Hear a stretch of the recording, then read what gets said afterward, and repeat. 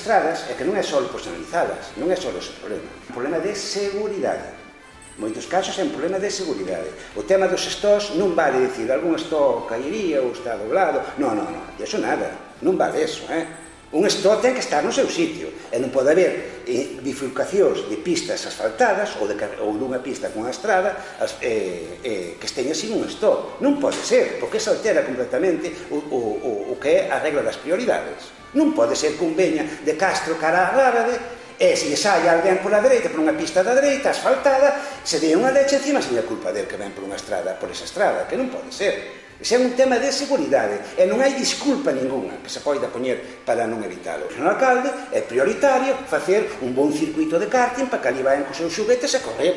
Para nós é máis prioritario poñer señales de stó, limpar cruces para que haxa visibilidade nas bifurcacións. Usted pensa que é mellor ir correr cos kartings, nós pensamos que é mellor poder facer un stó e salir a unha estrada xeral con certa seguridade se che pasa un camión por encima, porque tens visibilidade. Espero que esta iniciativa teña mellor sorte que eu non sei, xa perdín a conta das que leva presentado o BNG tanto por as pistas como polo que é a seguridade de toda esa zona.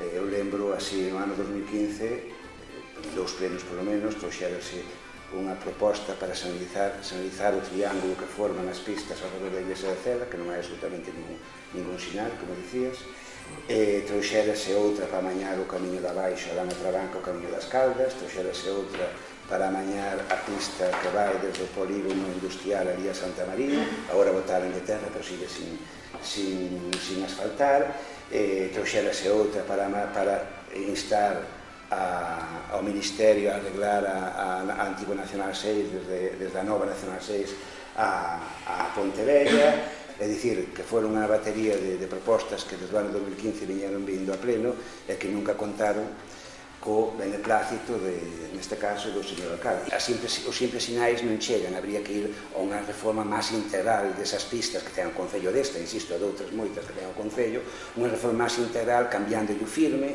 pintándoas e dotándoas de arcén para poder andar a pé ou incluso as bicicletas